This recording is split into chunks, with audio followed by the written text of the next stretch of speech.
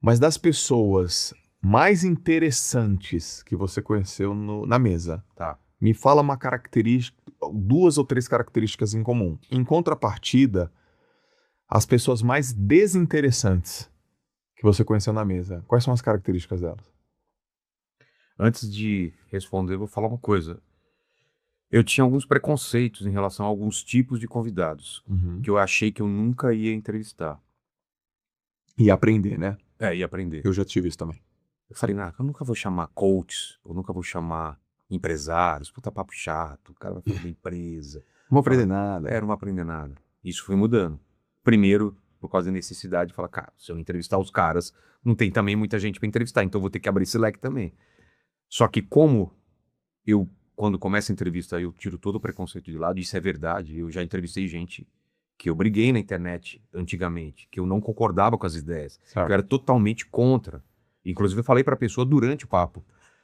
E eu tenho isso na vida, assim. Se eu sento para conversar com alguém, eu quero ouvir realmente o que aquela pessoa tem. Eu não vou assim, não tô ouvindo, e aí eu falo o que eu penso, não. Eu falo, cara, por que você acha que esse modelo funciona? Tá. Por que você acredita nisso? Por que tua religião é essa? Uhum. Você acredita em reencarnação? Cara, não faz sentido para mim. Me explica, como funciona isso? Boa. E eu quero entender. Boa. E às vezes, cara, às vezes não, muitas vezes eu mudei o meu pensamento sobre alguma coisa, ou colocou uma pontinha de dúvida e eu fui ler mais.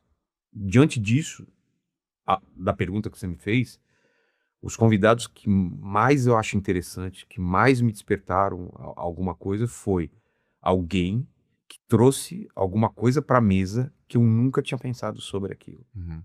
Ou nunca tinha pensado sobre aquela forma de ver.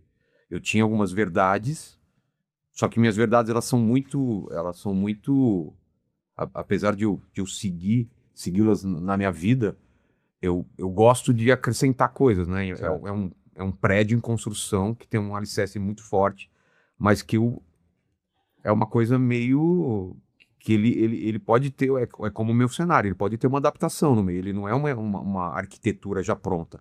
Ele cabe alguns desvios que no final você fala, olha, não é que ficou bom, cara. Não ficou uma coisa adaptada, ele continua fazendo sentido.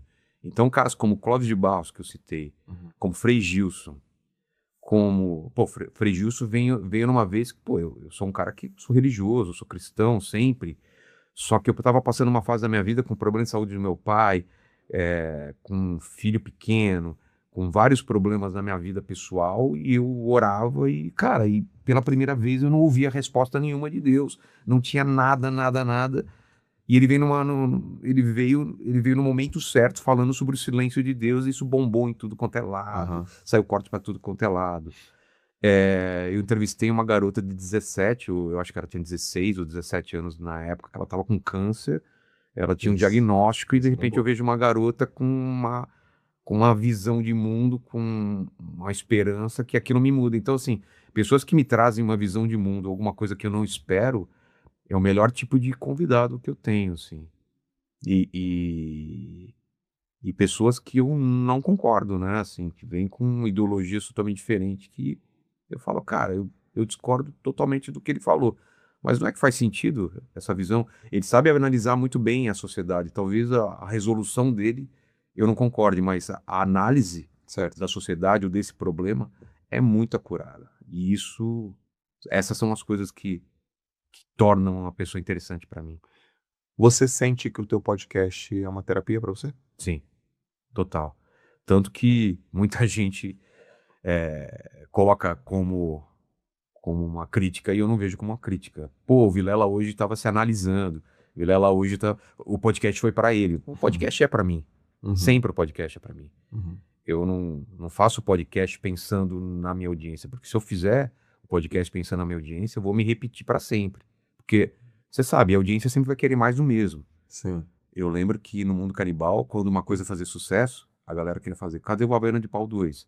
Havaiana de Pau 3? Eles querem que você fique repetindo a mesma coisa. E você, não, isso aqui já foi, agora eu vou fazer outra coisa, agora eu vou fazer outra coisa. E eu tenho uma parte artista que eu acho que é a mais forte em mim, mais do que empresário, mais do que qualquer outra. E essa parte artística ou artista minha, ela me faz pensar que eu tenho que estar sempre surpreendendo a mim primeiro e para surpreender o público.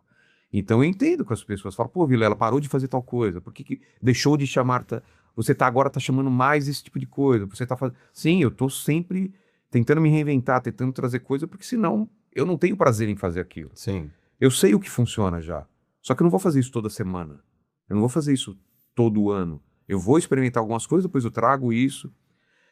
O Alan Moore, que para mim, é um dos maiores caras de quadrinhos que já existiram, que é um roteirista, escritor de livros também, ele fala que o trabalho do artista não é dar o que o público quer, é dar o que o público precisa. Uhum. Porque se o público soubesse o que ele precisa, ele não seria público, ele seria artista. Então a gente pensa no que o público precisa. Então eu acho que é ano de eleição, eu vou trazer debate sobre segurança pública, sobre espiritualidade, sobre outras coisas. Sair daquele debate raso sobre banheiro trans, que tem que ter também, porque o público quer, mas eu vou trazer algumas questões muito maiores. Então, eu estou criando programas novos e trazendo gente para debate que, no ano eleitoral, eu acho que sejam importantes. Sim. E as pessoas talvez, pô, tá chamando um pouco padre, tá chamando um pouco pastor, ou tá chamando um pouco, sei lá, comediante. Isso volta, são coisas cíclicas. Então eu estou sempre fazendo podcast para mim. A Fabi, a Andréia, a Camila, agora a Leia, que são as pessoas que montam a agenda comigo. A gente tem uma discussão toda semana. Eu falo, putz, está muito à direita essa semana, está muito à esquerda, está faltando entretenimento, está faltando isso. Uma semana perfeita para mim é uma semana que eu tenho equilíbrio entre esquerda, direita, centro, tem um pouco de humor, tem um pouco de assunto sério. Cara, tem semanas que são perfeitas para mim que o público vai achar, pô, semana fraca. Mas para mim, de conteúdo, tá perfeito, assim. Uhum. Hoje, por exemplo, a semana que a gente fez é uma semana perfeita para mim. Porque a gente conseguiu nomes grandes, gente desconhecida, assuntos diversos e tá coeso. Tem esquerda, tem direita. Mas você sabe, agenda é agenda. Às vezes você não bate a agenda do convidado e vai ficar uma agenda, às vezes, pesando para um lado. Aí no outro você completa, você dá uma mudada. E eu acho que ao contrário de outros podcasts, eu não sei como que é o seu, mas eu sou muito atuante na agenda. Porque eu acho que a agenda é 80% do podcast. E não é questão de nomes, é questão de assuntos, é questão de coerência, é questão de... Fala mais disso. Sempre... Fala mais disso, de agenda, assunto, coerência, ou seja, contexto. Contexto. Você pega Sim. O pessoal já sabe... 80% do que você acredita, do teu tempo é agenda. É agenda. Porque eu sei que meu público espera de mim que se um assunto tá muito comentado, ele sabe que vai ter alguém falando, algum especialista falando sobre. Então, se estão abrindo os arquivos de OVNI, ele sabe que vai ter alguém falando sobre. Se tem Vorcaro, ele sabe que a gente vai falar sobre Vorcaro. Então, assim, além de tudo, ainda o factual é muito forte no meu programa. Ele sabe que vai ter um debate sobre um assunto que está rolando. Então, eu me preocupo muito, muito, muito com a agenda. E eu já fui em alguns podcasts que as pessoas falam, não, Vila, você é mais importante que seus convidados. E eu não concordo com isso. Uhum. Eu acho que é uma dança. Se você for ver uma dança dos famosos, eu sou aquele cara que você não conhece que tá dançando com o famoso. Eu sou o cara que faz aquela dança acontecer. Certo. Eu vou falar para ele, o que você quer dançar? Você quer dançar rock? Você quer dançar samba? Quer dançar não sei o quê? Eu sou o especialista que vou ensinar ele a dançar e não vou pisar no pé dele e vou fazer que ele não pise no meu pé. E pro público sai a melhor dança possível, mesmo ele não sendo um especialista em entrevista. Pode ser a primeira entrevista dele.